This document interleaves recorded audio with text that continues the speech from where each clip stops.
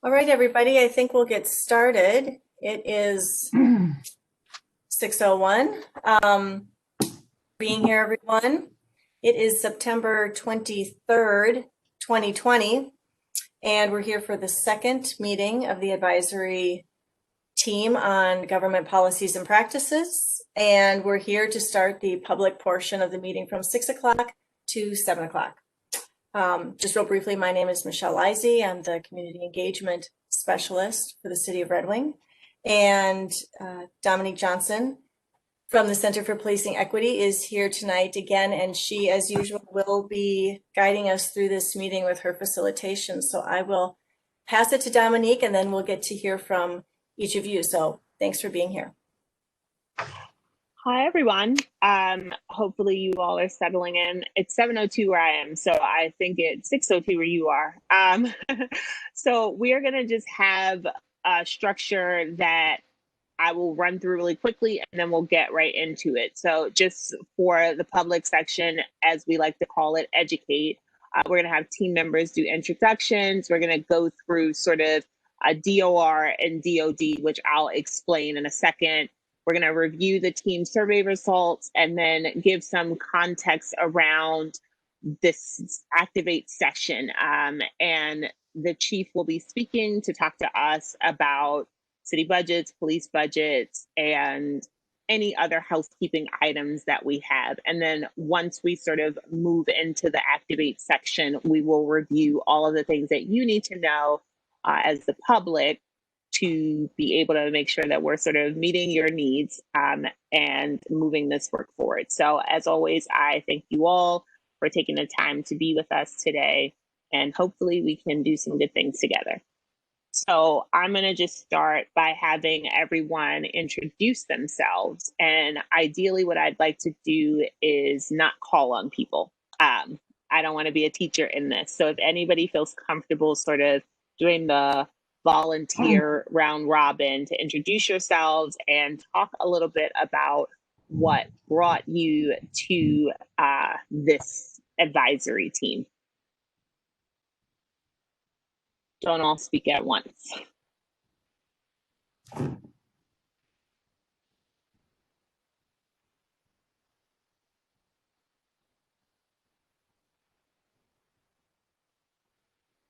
Corey K, and then Michael.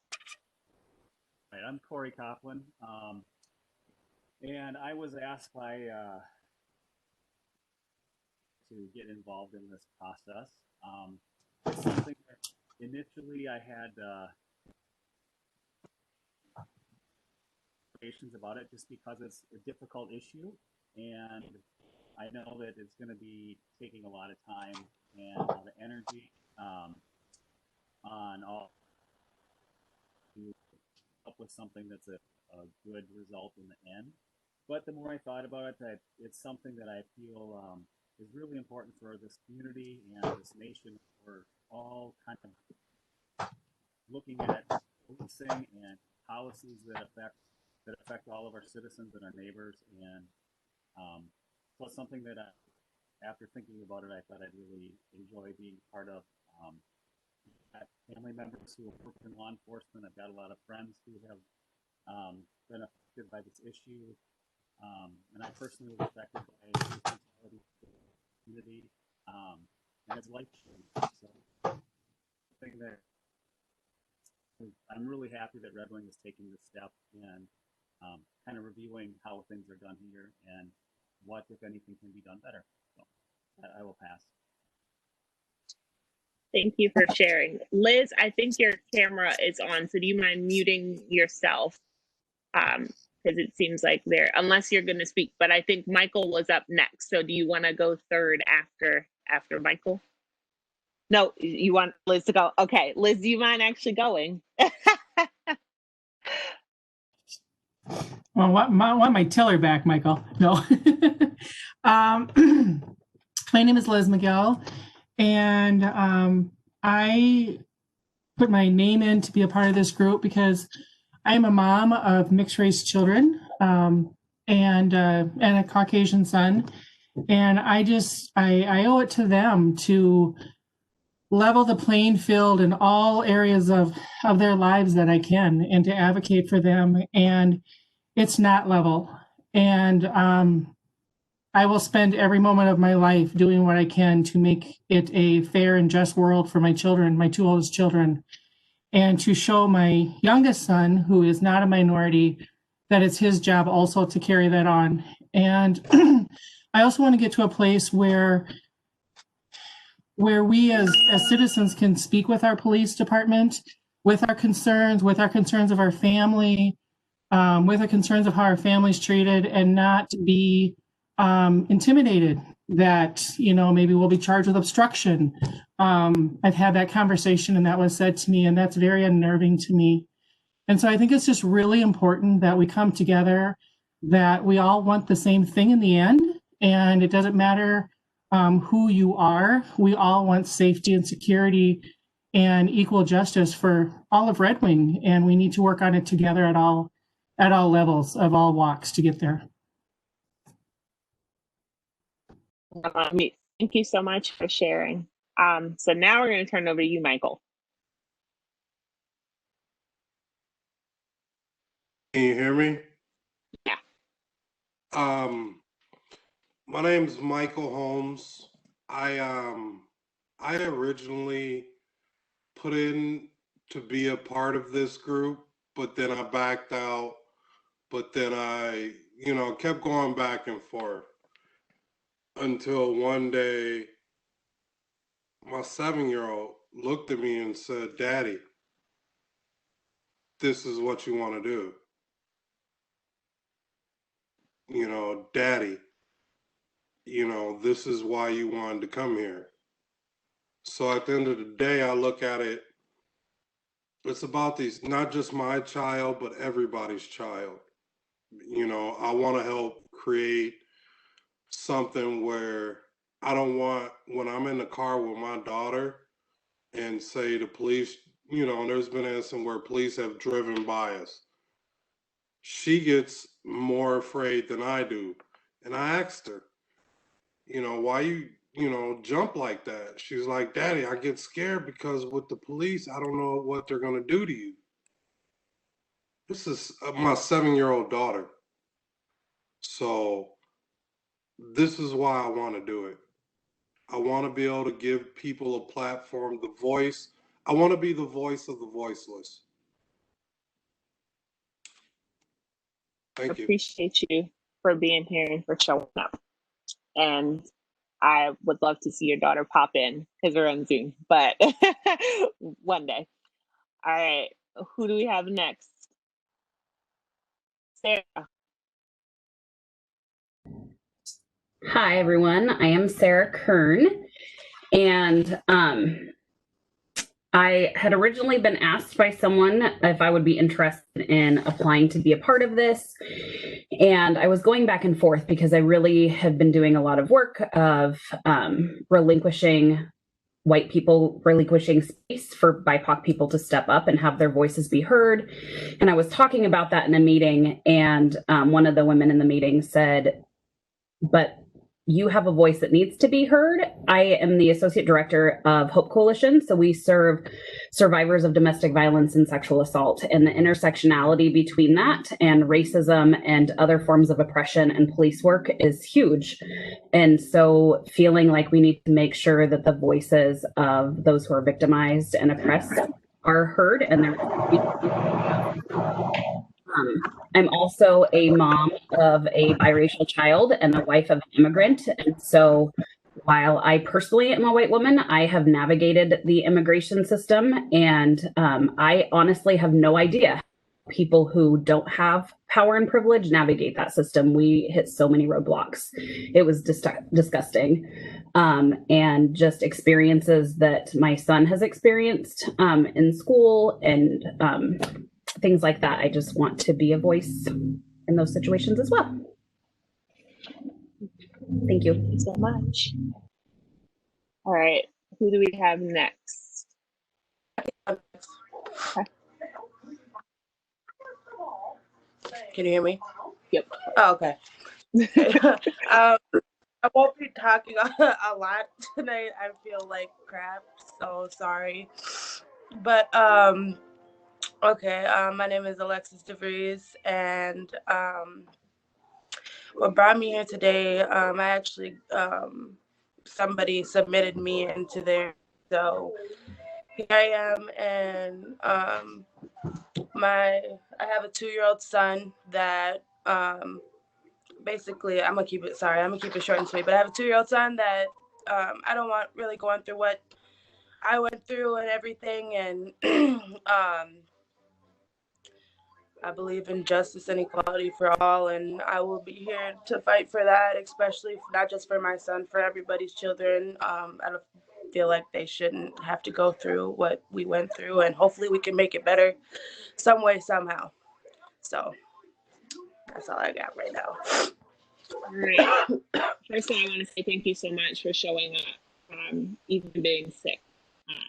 It's much appreciated. So thank you. And take what you need. We always value your opinion, but if you need to type or just email us comments or thoughts. I am not sure if you can hear me. Yes, who's? Oh, yes. Sorry. We can hear you. Oh, no worries, no worries. Can somebody else go, because I'm struggling hearing network. So I can hardly see anybody or hear anybody at this moment. So You see what you can do in terms of your technology, but we'll circle back to you so that you can try to troubleshoot. Let us know what you need.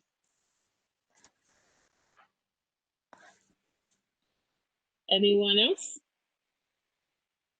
I assume somebody else went. I'm sorry.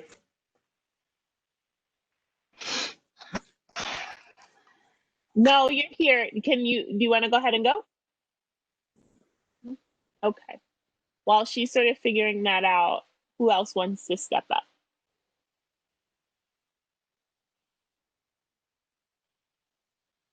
No one? Okay.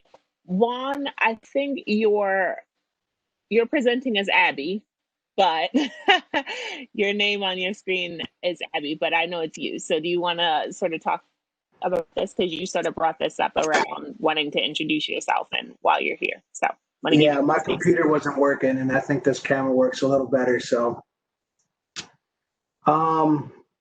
yeah, so my name is Juan, and the reason I'm here is because I've lived in Red Wing since I was 9 years old, and I'm first generation, and I still have a lot of family that doesn't speak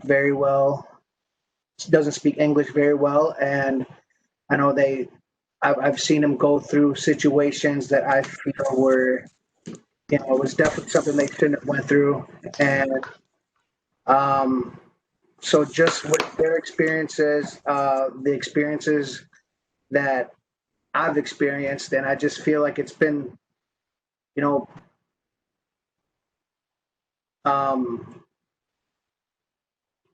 it's kind of, I'm in a position now in my life where I'm in a stable job, and I can give and donate my time and just kind of make a difference and really stand up for what I believe in and for all of our rights, to just kind of, bridge that gap and,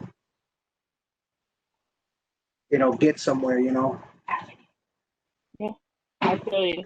As my mom always says, when you get to the next level, it's always your duty to bring other people along and let their voices be heard. So I appreciate you for sharing. All right, we're gonna go. Cholwe, can you hear us? Can we hear you? Give it a try. Good evening. Can you hear me? Yes. Can you hear Okay. us?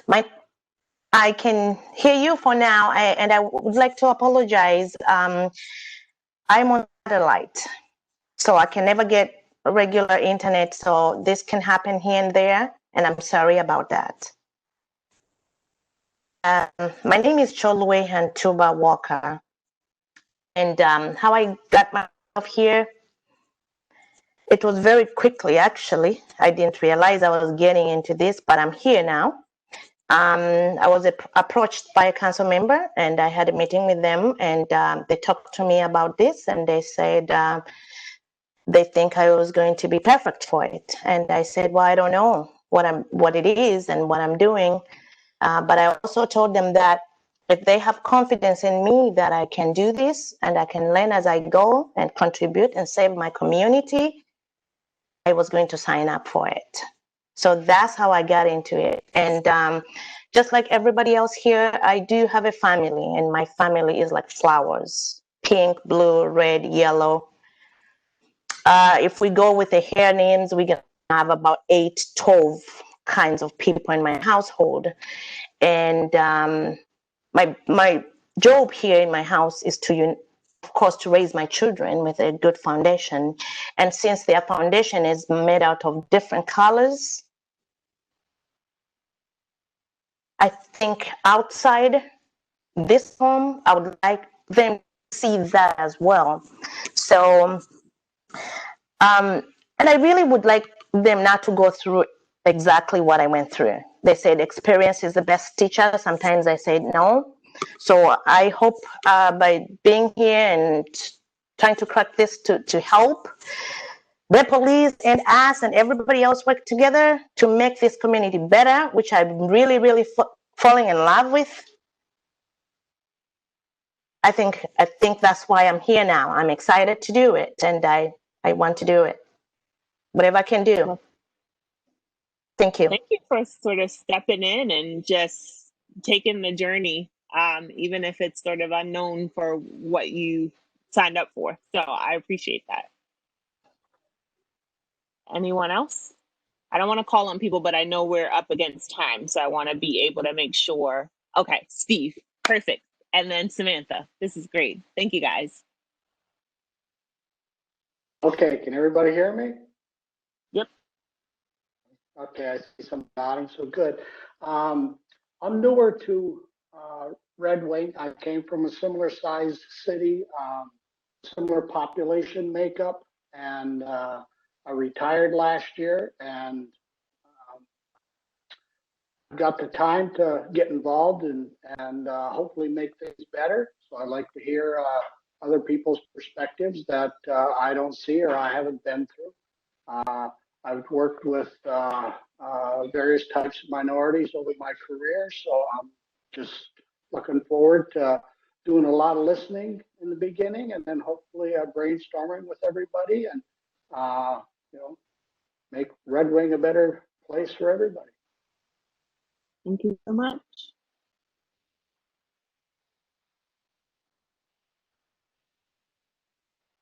Samantha, you want to chime in? Yes. I'm Sam Malcolm, and I am here for a lot of reasons. One being, I am married with 3 biracial children, and I want to be able to help in whatever way I can so my children can experience a world that my husband never had the luxury of. I originally had nominated him and he was on board, and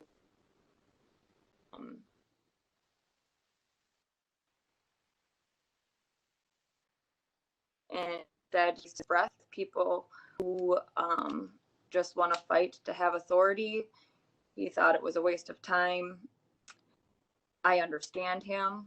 I understand where he's coming from, but I felt that one of us should have stepped up. So because he kind of got cold feet or changed his mind, I still have faith in the process a little bit. And another reason is grew up with my aunt and uncle because my mom suffered from substance abuse and was unable to care for me and my sister. And when I became an adult, I kind of reconnected with her, regardless her addiction and her life. And she was my best friend after I became an adult, and she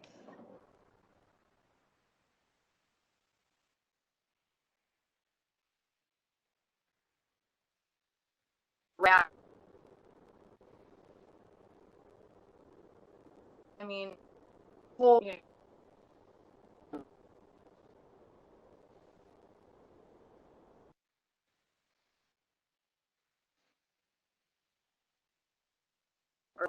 a lot of your failing and ticketing, some are not offering any help to people who need it.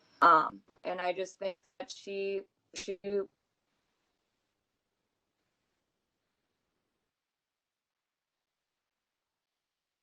could have changed her letter a long time ago had things been different. Due to what this community offers people who do this.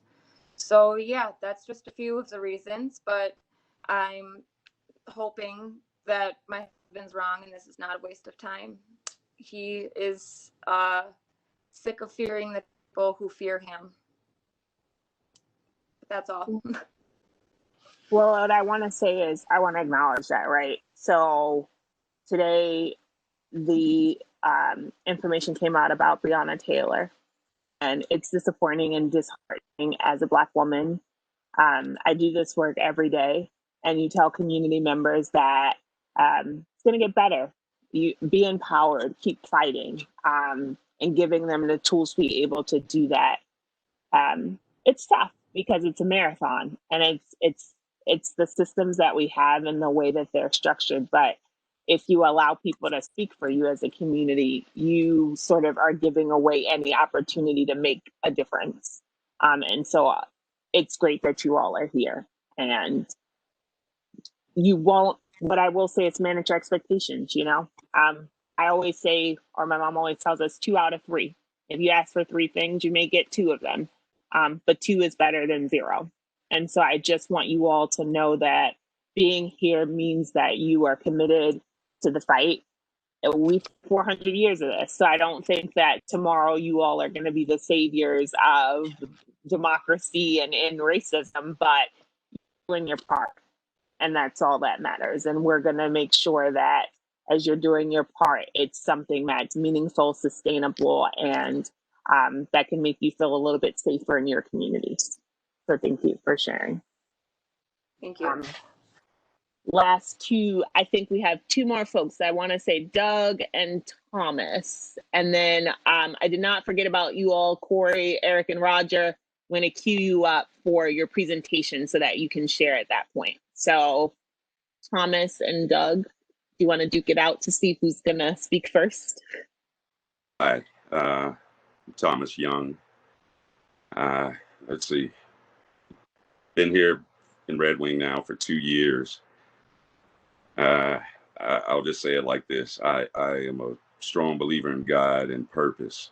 And when I left and sold my home in Minneapolis, I was heading down to Mississippi back home. And for whatever reason, this is where I ended up. And I believe at the right place at the right time. And, you know, over the past 2 years, there's been a lot of learning and a lot of, you know, being aware and just seeing things and how things are going. And again, I you know, am glad to bring my experience. You know, again, I've said at the last meeting, I'm a child of the civil rights era. I've seen the water fountains for both colored and, you know, white folks, as they say. But I also do know that we are going to make a difference. And, you know, I just am glad to be a part of it. We thank you for being here. And Doug, take us away. I'm Doug Larson. I was approached by a council member about joining the committee. I think with my interactions with all sorts of folks in different walks of life through my various employment, as well as with law enforcement, I think I just had a background maybe suited for this committee. Interested in learning other people's experiences. Obviously, mine will be very different from a lot of folks that we've heard from tonight, as far as my experience of this town and other towns that I've lived and worked in. But that's basically why I'm here. I think I have a varied background in my various interactions in my occupations with, like I said, all walks of life, as well as frequent interaction with law enforcement. So. Sure. Thank you so much for sharing. So I want to be able to have us get as much information as we can so that we can move into the activation section. What I want to do is give you two terms that are really important to program management and project management. We use these when we are working with our communities to keep them centered and aligned for which goals they can achieve and how we move forward in planning out, activating ourselves around what we know. And so the first term is definition of ready, and we say DOR. These are the terms and deliverables necessary to be able to have a meeting or to be able to move forward in activating. So for this, the definition of be that you all have had the opportunity to review and or read. I know it was a lot of information that was given to you with Michelle, but specifically the roadmap and the toolkit. And we're going to go through those as we activate, but I did want to send materials ahead of time because folks asked about that. And I wanted to be able to give you some footing, and more materials will be coming. So if you have any other specific materials you're looking for or any things that would be more helpful as we move through this process, you know where to find us and we can get that to you. And we're going to be giving you more things. And then the other definition of ready would be that we are open and ready to discuss roles and responsibilities on the advisory team. So for the activate section, we are going to be defining sort of the role of the advisory team as well as the role of our officers who are on this call, and we'll be sharing about the police department in Red Wing. So again, as this is a community-centered process, we are all going to be able to weigh in on how we see the chief and his officers as a part of this process and how that looks for individuals on this call that want to be able to move forward with reimagining, the department and public safety overall in Red Wing. And the chief and I, full disclosure, meet so that he is aligned with what's happening in the conversations, because it's a two-way street, where they're coming from and what the department has been offering in terms of public safety is in the national conversation. It's in lots of community conversations around what does that mean and where do we go from here given the current climate. And so we want to make sure that everybody is aligned, and sometimes it's more productive to have conversations around a debrief of this is what I heard and this is how I feel I want to be represented and portrayed, and this is how I want to show up. And I work to be able to make sure that there is a communication bridge for everybody to be able to be productive in these conversations. The second piece is definition of done, and this measures the success of a meeting or project or a group. So hopefully for our time here tonight, the definition of done will be two things: that we've clearly defined roles and responsibilities for the Red Wing Police Department and the advisory team within the advisory team and the structure. And then two, that the team has had an opportunity to have an overview of the Red Wing Police Department as a system and has created questions to further explore areas of interest within the police department.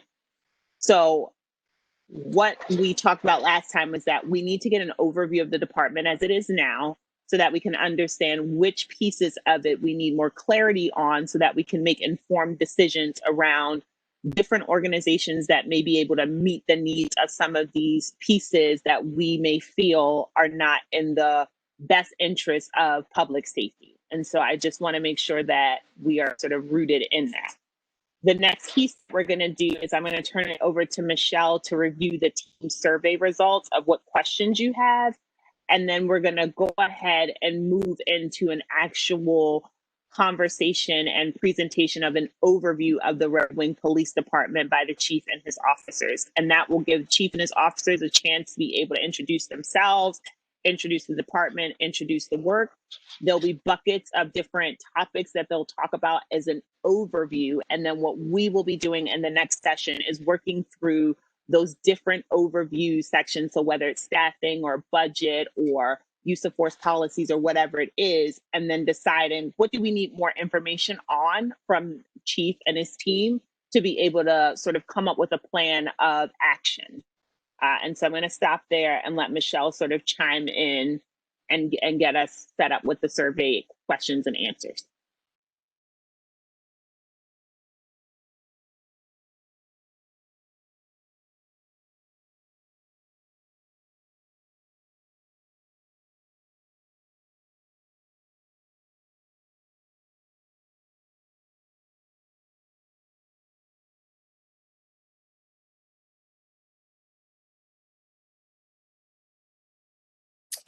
There.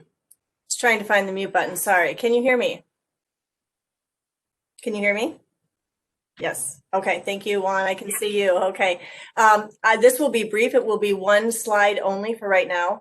This was an answer that you all answered in our survey that came to you by email. And it was, what are two main areas of Red Wing's policing system that you would most like to learn about right now?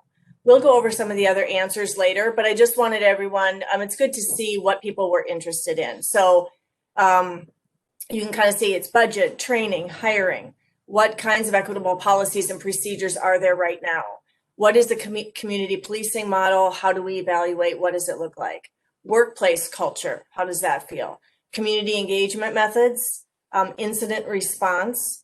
There's also answers about violent and repeat offenders, information that people wanted about use of force, and then also what are the mental health resources for our officers here? So they all the answers sort of fell into these buckets. So it's just good for you all to see probably what your areas of interest were, and then we can, I will stop sharing and some more of the details on other things later, but that's just kind of a look at what you're all interested in, and then I'll hand it over to the chief and I will give presentation rights over to Melissa, and there we go. One thing we want to chime in really quickly before we move into it, because I want to give the chief as much time as he can. So I'm going to give some context for this.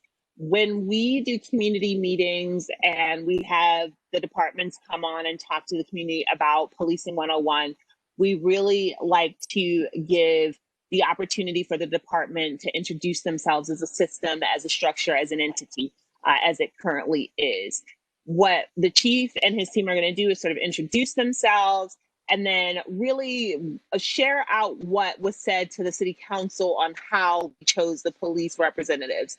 I know there was a lot of sort of questions around who was chosen and how they were chosen. Michael, I see you.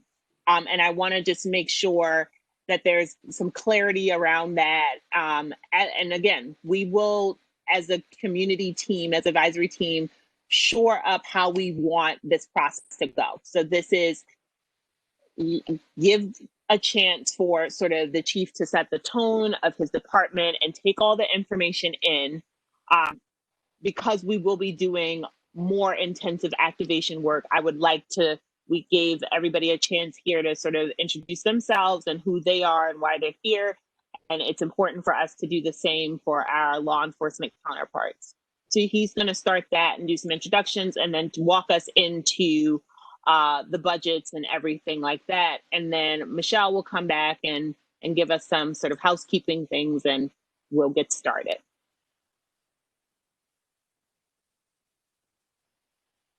So Chief, you can take it away.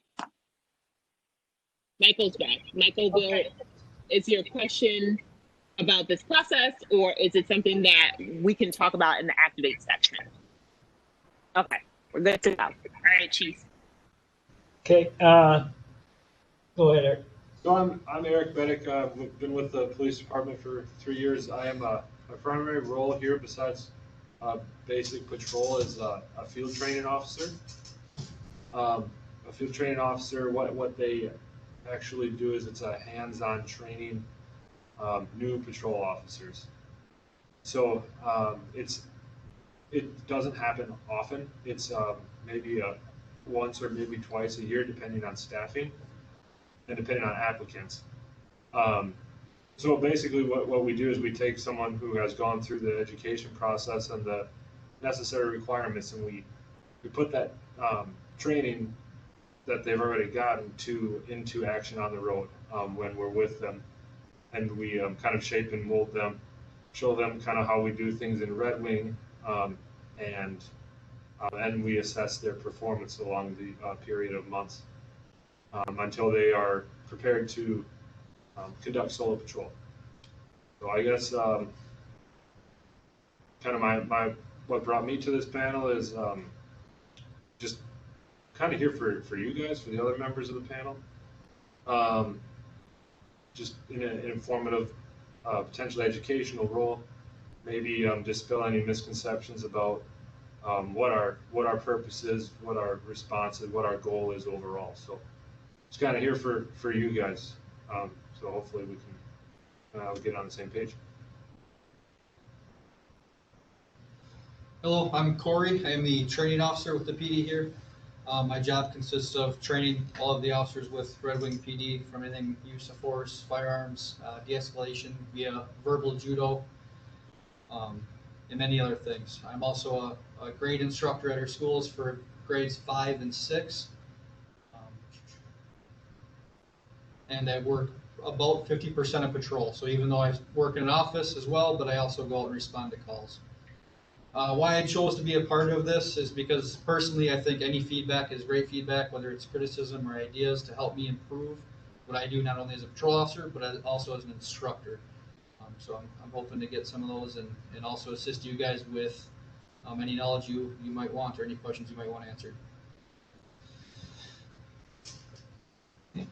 And I'm Roger Pullman, Chief for the Red Wing Police Department. And I guess what brought me here is, I want to be responsive to our community. I've been in law enforcement, now counting military time, for over 34 years. And I've always tried to feel that my job is to improve the quality of life of the citizens that I serve, no matter where I'm at. And that's what I want to do. And to hear we have citizens afraid to call us really troubles me. So I want to do everything I can to fix that or correct that. With that, I think we're ready to start with our slides. Yeah, Melissa helping me. There we go. And some of this might be very difficult to see. This is a City of Red Wing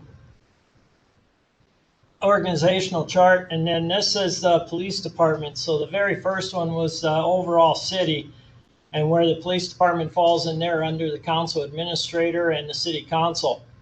For the police department, you can see myself reports to Kay Coleman as council administrator, and also to our city council members. Of course, under myself, I have my administrative assistant and 2 captains. The captains cover an operational section, which deals with the patrol and street contacts. And then my administrative captain deals with support functions. So like evidence maintenance, clerical, and things along those lines. And then the other 4th person under my name up there is Nick Sather, is my investigative sergeant, who is in charge of our investigative section. And then 5th person that reports directly to me is Officer Huberty, our training for the department. Under our operations captain, we have 4 sergeants, 1 for each shift. As you'll see here, the day shifts have 1 sergeant and 3 officers each, and night shifts have 1 sergeant and 5 officers. Currently, we're about 4 officers short, so that means 1 officer from each shift is absent or open currently. In investigations, we have 2 school resource officers that are also juvenile investigators that help with that area. We have 1 drug task force person that is assigned to the Southeast Minnesota Violent Crimes Enforcement Team. And then we have 2 general investigators. And then on the bottom there, we are authorized 18 reserve officers. If anybody's interested, I highly encourage you to contact Human Resources because it seems like we've never gotten above 12 reserve officers. So we would like to fill those open reserve positions. They help us with parades, park patrols, and other community projects. So we have 3 clerical, and then 2 community service officers. One does animal control and parking enforcement, and the other one does our evidence room technician duties. Also, Captain Brea is police administrative captain. Since we have a nuclear plant within the jurisdiction of Red Wing, he also is our city emergency manager. Okay, Melissa, next slide.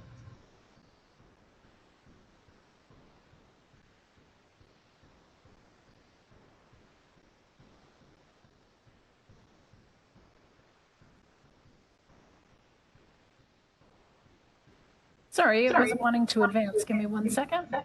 Okay.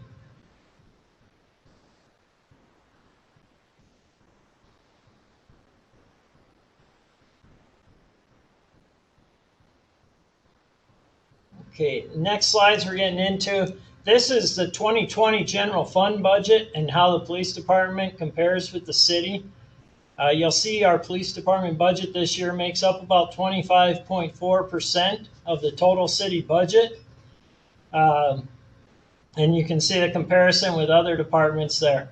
One thing I will say about police departments is we are pretty much totally reliable on general fund funds because there's always a concern in the perceptions that police officers remain ethical, and if you start to take donations from organizations and other things, the perception is that you may play favorites.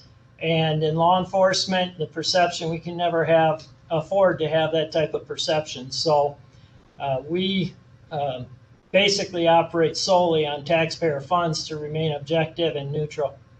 Next slide.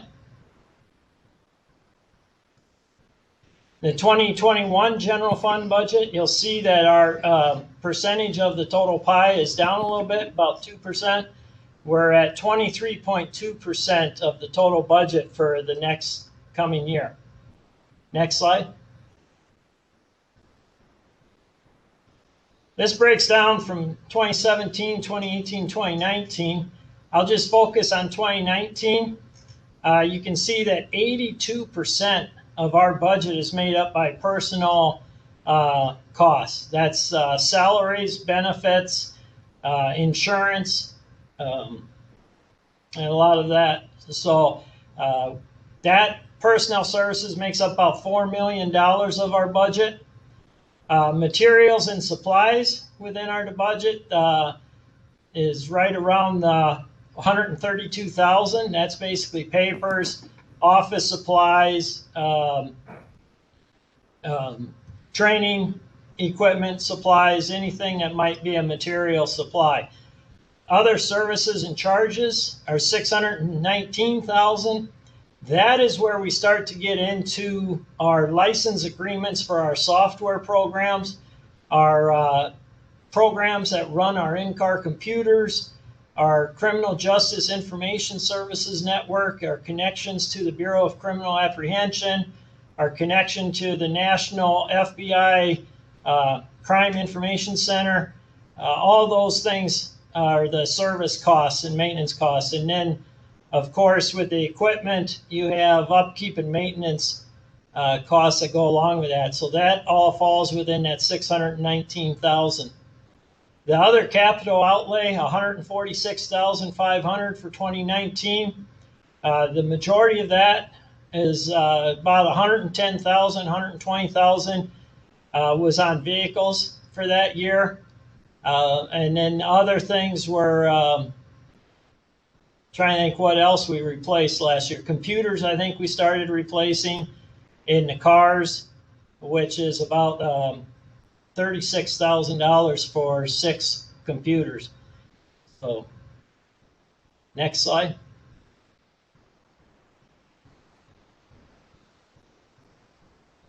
The budget breakdown, again, this is just kind of what I was trying to say under this supplies and materials. That's the physical stuff, you know, vehicle parts, repair equipment, safety equipment. The city purchases the bulletproof vests for every officer, and then we get a 50% reimbursement from the federal government. So that falls under safety equipment. Use of force related equipment. We are mandated by the state of Minnesota to train on any force equipment that we have. So that might be like pepper spray, expandable batons, or firearms we have to qualify with annually, and all those costs fall within that area. Our evidence room to make sure that things collected in the commission of a crime are available for court and that the chain of custody is properly maintained. Those costs come out of there. We also maintain the evidence for the Goodhue County Sheriff's Office. So half of our evidence expenditures get billed out to the sheriff. Our fuel for vehicles, that usually runs about $40,000 a year for fuel costs. And then, of course, there's forms, the ticket books, papers, report forms, and other office supplies. Other services are recruitment and testing and physicals and psychs, which are mandated by the state of Minnesota. Telephone, of course, costs that we pay to the county. Training that we have to send officers off to maintain their license. Post licensing, we do about a third of the department every year. And that's $95 to renew an officer's license with the Post Board. There's professional memberships like the state associations, vehicle repairs and maintenance. This covers the labor part of it.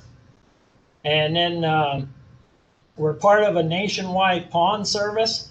So if items are stolen, we can put serial numbers into the system, and it basically will find it if it was pawned. We had some items that ended up being pawned in Oklahoma City this past year, and it showed up on the national pawn search area. So we were able to recover those stolen items.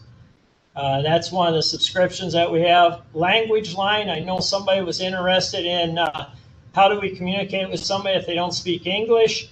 The language line, I forget how many languages they have available to them, but we can bring them up on our speakers' smartphones and communicate with people that speak a different language. We have bike patrol, our canine program, children's programs. Officer Huberty says he teaches great gang resistance education and training, which is more of a life skills program. We teach children how to set goals and then how to best achieve their goals. You know, if they have a decision they have to make, we don't tell them what they should do. We just basically say, okay, within the decision-making process, do you think that's going to help you achieve your goal or not achieve your goal? So the whole thing about our GREAT program is to put, to empower the youth of our community to make good decisions and help them achieve their goals. And then, of course, uniforms and equipment. And then under the Capitol, you can see it's vehicles, office equipment, might be desks, other equipment. Majority of that is items that cost $1,000 or more. Okay, Melissa? This is the emergency management breakdown. As you can see, the total budget for 2019 was $36,726. We did have about $16,000 of that identified for emergency drill that we did to make sure that the city departments and the city could interact appropriately for an all-hazard, I think it was a storm drill that we did. So a lot of the emergency management budget comes from Xcel Energy. They reimburse us for a lot of things since our main efforts in that area involved a nuclear plant. Next. Calls for service. This is, I tried to figure out how to break this down. So I tried to look at, we track about 119 different calls for service. In 2018, we responded to 15,700 calls per per year. And in 2019, that fell down. We had some open staffing slots, and we only responded to 13,912. So on average, we're usually in that 14,000 to 15,000 range for calls for service. If I were to break it down by areas, Department of Natural Resources, the deer, the hunting in city, some of that stuff, there was only 2 calls out of the 119, or 1% of the calls.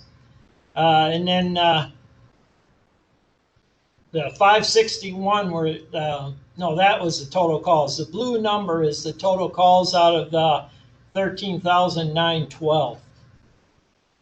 If we look at enforcement activities, the 63 of the 119 areas deal strictly with enforcement, or 53%, which in 2019 were 8,724. If you look at social service calls for service, that's where I would classify our mental health calls, our attempted suicides, committed suicides, homeless, some of those other areas. We handled 912 of those calls, so about 3 a day. And yeah, 8% of the total, or of what we track. Fire medical, 1,513 calls in 2019, or 13%. One thing that I want to point out here is, like, medical calls. When I looked at just medical, we had over 500 medical calls. And one thing that we get called for there is sometimes paramedics will not go in until the scene is safe.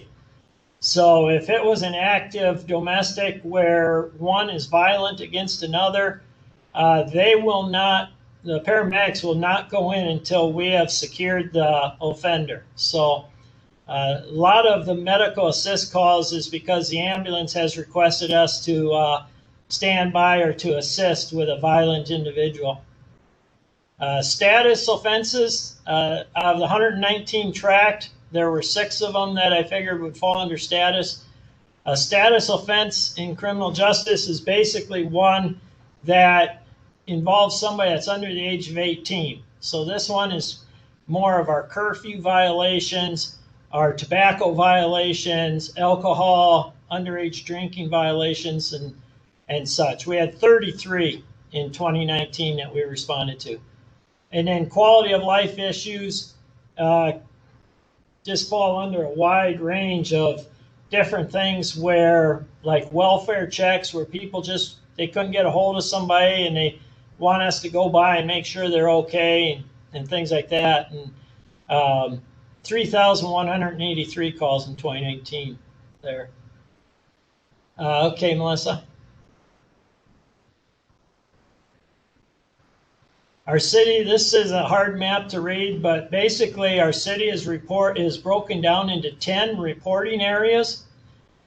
So the 10 areas are basically Prairie Island, Cannon Bottoms, the correctional facility, downtown, East End, high school, Lower Burnside, Upper Burnside, southeast area, south area, and west area, if I caught them all. They're all identified on this map, and on our web page you can also pull this map up under the community policing tab and look further at what residents might be in what area. Okay, Melissa. Okay, Eric was going to do our community engagement. So I'll just briefly touch on some of these. Others are pretty self-explanatory, and in the interest of time, I'm not going to specifically mention all of them. But these are some of the things that the police department engages in, and ways to interact with the community in not a law enforcement capacity. So we'll just start up at the top. We have an Ask the Chief section. So this is posted in the Republican Eagle, and it's also online. I think Facebook gets a lot of attention from this. You can pose a question to the chief, and he'll kind of conduct any necessary research, and then just give a explanation as to what is applicable. Police Citizen Academy, it's an annual event. We kind of just have members of the community can kind of come and sit in, and we just kind of explain to them what we do, what's a typical shift, what is our goal, just kind of familiarizes them with the police department. We have Night to Unite. This is an annual event. First responders, so police, the fire department will kind of just get together in different areas of the community, neighborhoods. Typically there's food. I think in some areas police provide food. Just kind of get together, and it's just an opportunity to interact in a non-law enforcement capacity. Kids like to see the cop cars, the fire trucks, that kind of stuff. Coffee with the Cop, fairly self-explanatory. This is ongoing as staffing allows. McDonald's, Caribou, those kinds of places will meet and just be available to just talk about anything that's on a citizen's mind over coffee.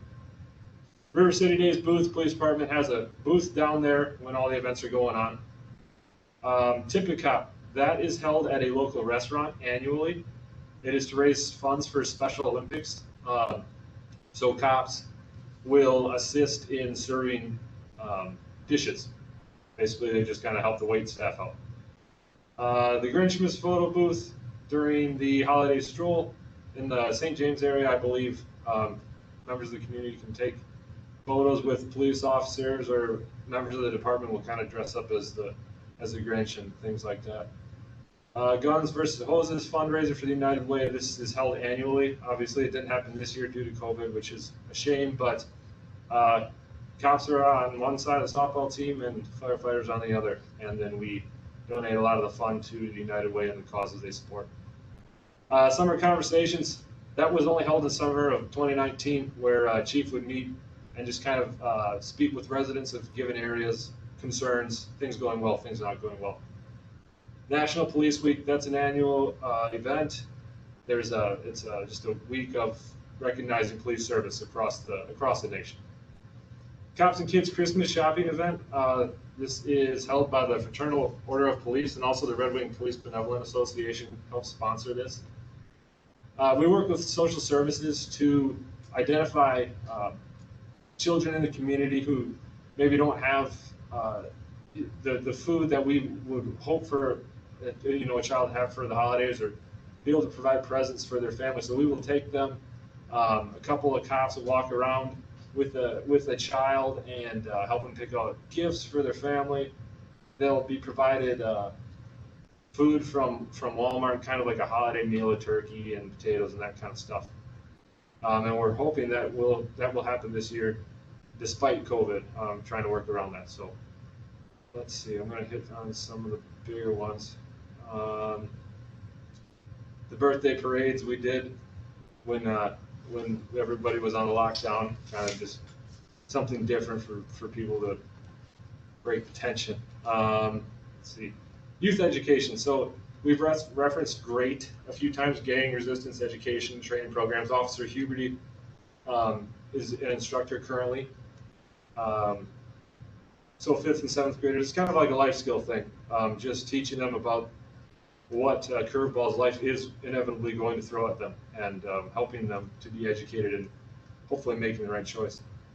Let's see, the bike rodeo. This is an annual event put on by the police department. It was held virtually this year, so a little bit different. Hopefully next year it'll be back in person. We have kids that we try to educate the proper way to ride a bike.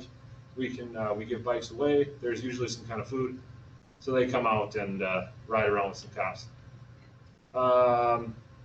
Bike helmet ice cream coupons.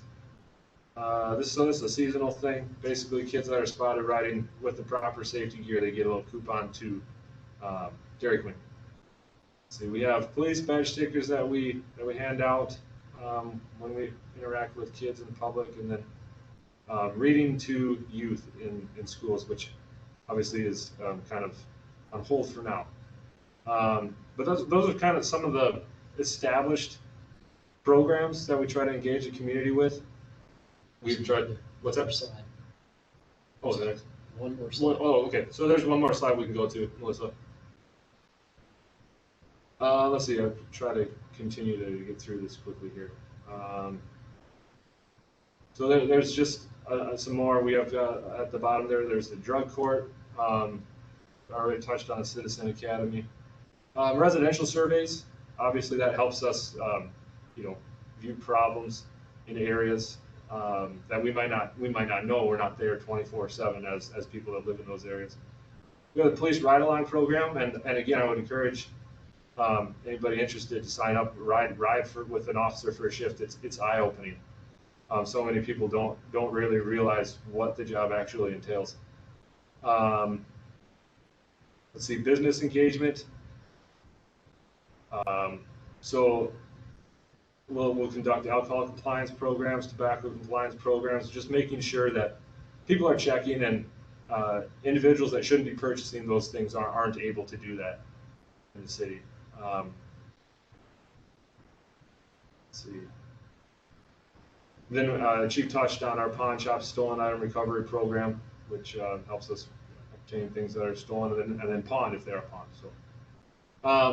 So we have a large slew of programs to interact with the community in a non-law enforcement capacity. And I think just pushing that out there as much as we can and sharing those opportunities, especially with social media these days, can absolutely help and establish those relationships and build bonds that obviously aren't built at a crisis scene. Anything to add to that, guys? No. Okay. All right, so I will break down the resistance response reports for 2019. There were 79 incidents reported. 87 subjects were involved. Why these numbers are a little bit different typically is high-risk traffic stops that ups these numbers. We factor in the display of force. So if a firearm or taser, etc., is displayed due to the subject or the nature of the crime, every person in that incident would count as a use of force. Within the 79 ICRs created, 133 resistance response reports were completed by officers. Again, those numbers are different from one another because every officer who is directly involved would typically be required to write a report, circumstantial, of course. No reports included the discharge of a firearm for 2019. There were no canine apprehensions, and there were no reports of excessive force being used by officers or by supervisors. Of the 79 incidents, we break them down by race as well. White, 57, which equals 65%. Black, 24, which is 27%. Native American, 6%. And unknown, 2%. These numbers are factored in by the officer on the scene. They will fill in that race as they do the report. Employee injuries reported for 2019, 10 officers reported injuries, 3 out of the 10 required ER visits. Next slide, please. We also break down the areas where resistance response reports were completed.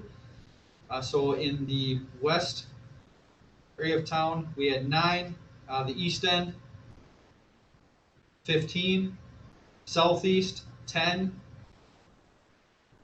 and south, 12, lower Burnside, 8, downtown, 12, upper Burnside, 3, Prairie Island, 5, Wisconsin, 3. We also break down some specific areas that were either requested or of interest. So we have the high school, 1, an assist for county, Goodhue County, 1, other, 2, the hospital in town, 4, and Walmart, 1. Next slide, and I'll let Chief take over on this. Okay, and then what this is complaints against employees. The Minnesota Post Board requires that annually we submit this form to them that talks about police officer misconduct. The top section basically deals with something that would be a criminal conviction or alleged criminal conduct. If the officer did conduct that. So as you can see, we had one other situation, a number of investigations, and that one, the officer was exonerated.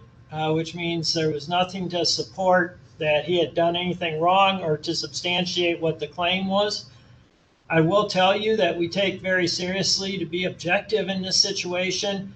That investigation was conducted by Rice County Sheriff's Office. Whenever we have an allegation against an officer or an employee that could be criminal in nature, we will contact an outside agency that is objective in their investigation. So this one was done by Rice County. They came over and assisted and did the investigation. The bottom section of this form deals with policy violations or department manual violations. This is where we'll usually see the bulk of violations or complaints fall. As far as use of force, where a policy was violated, maybe improper handcuffing or some other restraint or use of force technique, there were 2 complaints. Both officers were exonerated. Now, in these situations, we usually will have either a captain conduct the investigation or one of our investigators out of the investigation section conduct this. Pursuit emergency vehicle operations, we had 0 complaints involving pursuits. Impartial policing, discrimination complaints, we had 0 complaints for that in 2019. And in other, we had 7 complaints. 2 were exonerated, 2 were not sustained, and we did have 3 sustained, where the officers, the corrective action could range anywhere from coaching and training up to possible suspension for a certain number of days and a written reprimand. So that is basically the 2019 complaints against employees. We had 1 that was a potential criminal, and then 9 total policy violations. Okay, next slide. One thing I did want to point out as we continue on is and start to review policies is the Minnesota Post Board requires or has 19 model policies that they require a department to have. And there's also legal requirements that are set by the state statutes, or they are set by court, Supreme Court precedent. And there's a company out there called Lexipol that I just would like to put out for consideration by the committee because their whole purpose is to make sure that those legal requirements at a minimum are met. And then they will work with local communities to help add in the local wording or conduct or behaviors that you want. But the nice thing about Lexipol is for liability reasons, they will guarantee and make sure that the legal wording and the legal requirements that are required by Supreme Court rules and state statutes are placed in your policies. Then they also offer online training within those so that officers get quizzed periodically on the policies, and they offer other services there also. So I just wanted to put that out there to get you thinking about it, and we hopefully we can discuss this further. But I see this as valuable in our work as we try to, how do you say, localize our policies and have our community input for those policies. Next slide. And I guess this is the last slide. So that's it for questions. I'll turn it back over to you, Dominique or Michelle, and answer any questions you might have. All right, so I want to chime in here. That was a lot of information, but I know that it was a lot of helpful information for folks. So just to give context for the rest of the group while we're on the education aspect of it, we are going to give you all a copy of this PowerPoint, and there's going to be a subsequent worksheet that we will start and address in the Activate section that will allow us to be able to do some serious deep dive and processing, because I want you to be able to take this in on your own some of you have different interests in these particular issues. And I do want to thank the team, Corey, Eric, and Roger, for putting this together. I think it's really helpful in understanding the City of Red Wings Police Department. Once you have that context and information, you'll be able to make decisions around your police department. And so with that, I'm going to go back to the agenda here. I know that we're going to have to log off so that we can actually get to work in the Activate section, but I do want to give Michelle 1 minute to review the advisory team page. And then I do want to make sure that everyone knows when we log off to do the Activate section, which is the private section, that we are going to be working on how the Red Wing Police Department shows up in the advisory team process and how are they involved. And the work is going to be around summarizing the expectations and understanding the survey and thinking about the chief's presentation and the larger aspect of the conversations and the work that we want to accomplish. So with that, I just wanted to get that on the record because this is the public section. I'm going to turn it over to Michelle to sort of transition us into the Activate section and give last few housekeeping things. Good. So just for everyone to know, and especially if people are watching from the public, there is an advisory team page on the city's website. So for people who want to hear the recordings, the actual video recordings of this educate portion that's public, if they want to see summary notes of the private portion, if they want to see documents, all of that is on the advisory team page. There's also a section where it says, if you as the public want to share a concern or a question for the advisory team, there's an email there, and that will come to myself as the staff person.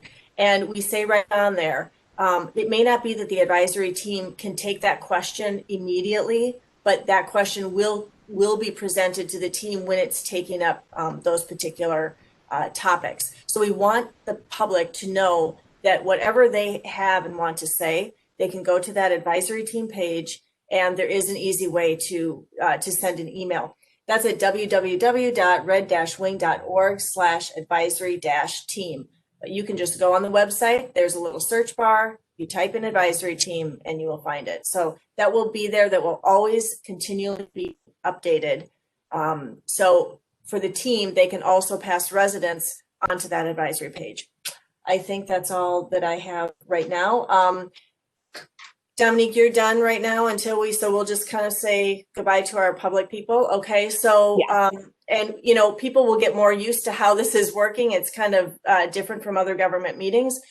In general, the first hour, today a little bit longer, but there was lots of good information. The first hour in general will be public. We will all stay on. The advisory team members will all just stay on. And then we just ask the people from the public to step off. And if, they don't know how or whatever, you kind of get nicely booted off. So if you're from the public and you're still here, you probably want to hang up or something. I think I'm talking to you, Janae. I can see Janae's name there. After that, then it's just us and it's just the team. And I think for today, yes, it's just the team members. And then I'm going to pass it on to Dominique to kind of lead us through the next section here. All right. Do we have everybody off? I think now is either police there's. See you later, Dominique. Okay. See you later. We will, as I'm telling everyone and have told the public, we'll have a chance and an opportunity to talk tomorrow. I know that you all are moving off of the Activate section and you were here last time, so we'll set the tone for that and be able to move the work forward. So thank you all for showing up and providing us with the necessary information. Our pleasure. Thanks, everybody. Bye. Thank you. Bye.